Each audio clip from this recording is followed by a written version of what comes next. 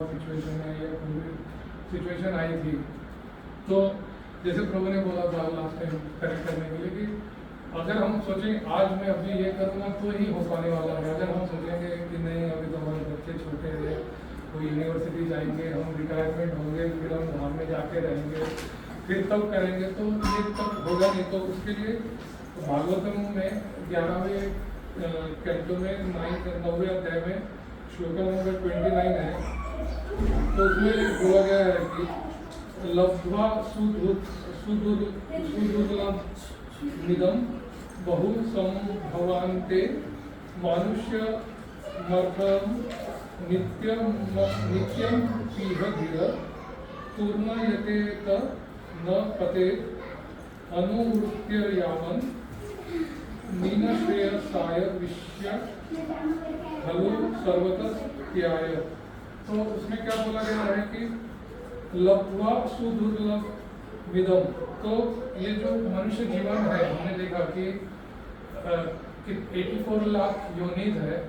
इन 84 लाख योनि में 4 लाख सिर्फ मनुष्य की योनि है। फिर हमने उसमें देखा कि ये मनुष्य योनि में भी पशुव्रत है, फिर धार्मिक मनुष्य है, फिर तो धार्मिक मनुष्य में भी कश्चित सिद्ध यतति करते हैं। कुछ ही लोग जो है सिद्धि के लिए कोशिश करते हैं, उसमें से भी हमने देखा कि सिद्धि प्राप्त कुछ ही लोगों को होती है, जैसे हमने बोलते हो तो उसका एग्जाम्पल देखा।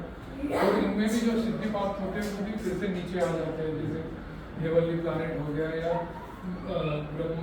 ब्रह्मन क्या उसका जो मिलता है ब्रह्म साक्षात्कार या आत्म साक्षात्कार होता है, तो उससे भी हम नीचे आ जाते हैं। तो भगवान के पास जो जाना है वो बहुत ही गिनत चुनत है। तो इसलिए बोलते हैं कि लब्ध्वा सुदुर्लभम, तो ये जो जीवन है हमको मनुष्य का, ये बहुत सुदुर्लभ जीवन मिला है, बहुत कठिनाई से मिला है। क्योंकि हम जो 9 महीने माँ के गर्भ में रहते हैं, तो मल मूत्र के इसमें ही हम रहते हैं। तब हम बोलते भगवान इसमें से निकाल दो, मैं कभी फिर से इसमें नहीं आऊँगा, मैं आपके पास ही आ जाऊँगा। फिर जैसे हम बाहर फिर से हम उसी चक्र में फंस जाते हैं। तो इसमें बोला गया है पूर्ण यतेत न पतेत् अनुवृत्य यावन्। तो इसमें क्या कहा गया है, तुरंत तुम इस भक्ति के इसमें आ जाओ, मृत्यु आने के पहले तुम तुरंत इसमें भक्ति के इसमें आप भगवान के इसमें आ जाएंगे, नहीं तो फिर से इस जन्म मृत्यु के चक्कर में आप फंस जाएंगे। तो बहुत अभी हमारा क्या होता है, जैसे हमने बोला कि आज अभी बच्चे छोटे हैं, तो हम बोलते हैं किसी को बोलेंगे भगवद गीता आइधर आप मंदिर में थर्सडे आ जाइए, फ्राइडे आ जाइए, या भक्ति वृक्ष में ज्वाइन करिए, तो हम हर बार ये बोलते हैं प्रभु जी आज थोड़ा काम है, प्रभु जी आज इधर जाना है।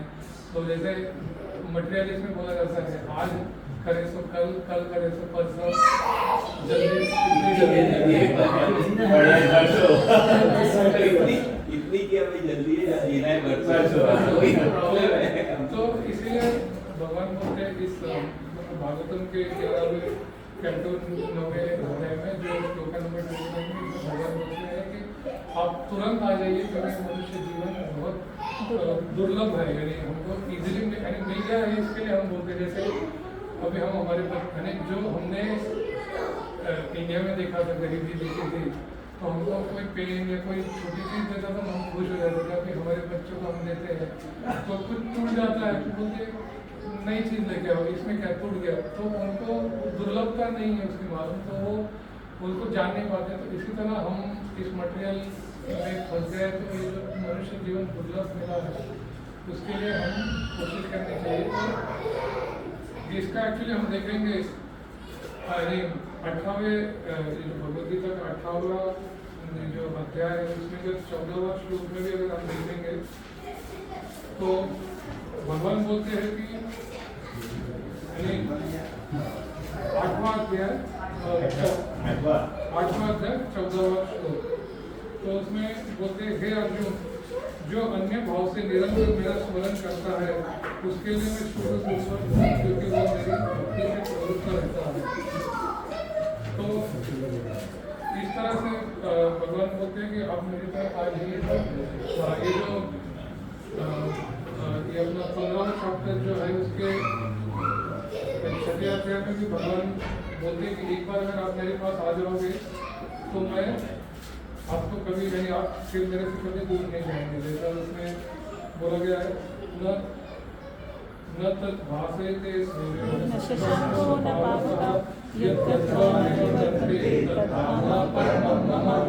तो इसमें भगवान बोलते हैं कि आप एक बार मेरे धाम में आ जाओगे तो फिर आप मेरे साथ ही रहने वाले। तो इसलिए हम सब ने कोशिश करनी चाहिए कि हम भक्ति योग में जितना हो सके हमारा जो SIP है वो भक्ति योग के प्रति भी हमने शुरू कर देना चाहिए। हम बाद में का नहीं रख, उसको बाद में नहीं रखना चाहिए, क्योंकि बाद में रखते हैं जैसा हर चीज़ में SIP वाले भी यही बोलते हैं यार कहीं पे भी आप गोल्ड खरीदने जाओ या घर खरीदने जाओ हमको यही बोलते हैं अरे वो बहुत महंगा है, बहुत हाई, सबसे हाई पे अगर आप ये लॉन्ग टर्म के लिए सोच रहे हो तो कभी हाई नहीं करता है। तो जैसा आप अगर भक्ति का सोच रहे हो तो कभी भी वो समय आपके लिए बाद में नहीं आने वाला, जो समय है वो आज नहीं आने वाला है।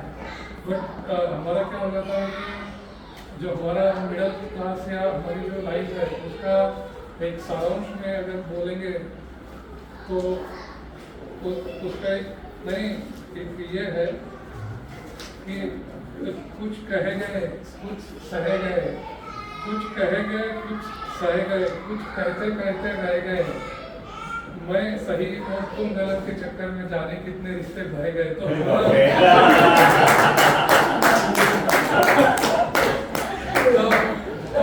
हमारा प्रॉब्लम क्या होता है कि हम इसी चक्कर में फंस जाते हैं, भगवान की भक्ति नहीं कर पाते हैं।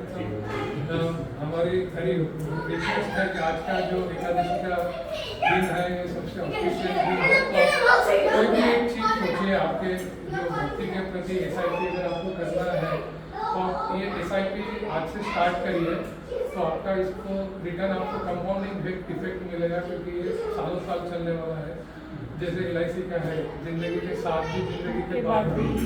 तो जैसे आप मटेरियल जो है आप छोड़ के भी जाएंगे, जैसा बैंक बैलेंस है, घर है, गाड़ी है, बंगला, ये सब आप इधर छोड़ के जाएंगे। तो ये जो अगर आप SIP आज शुरू करते हैं तो भगवान गारंटी देते हैं इसका कि आप इस जीवन में भी उसका यूज़ करोगे और अगले जीवन में भी यूज़ करोगे। तो अगर हम भक्ति अगर हमारा जो रोल मॉडल हम बोलते हैं इसको अगर ध्रुव महाराज या इनके परीक्षित महाराज, जैसे परीक्षित महाराज को बोला गया 7 दिन ही है, तो उन्होंने क्या बोला कि मेरे को भागवतम यानी आप बता दीजिए पूरा।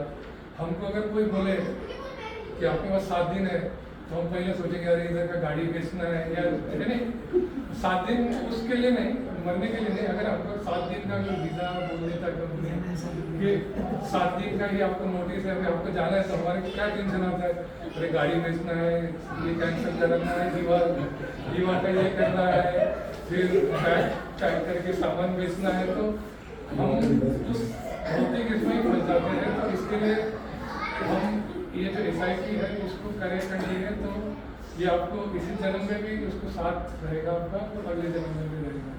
जिस तरह से मैं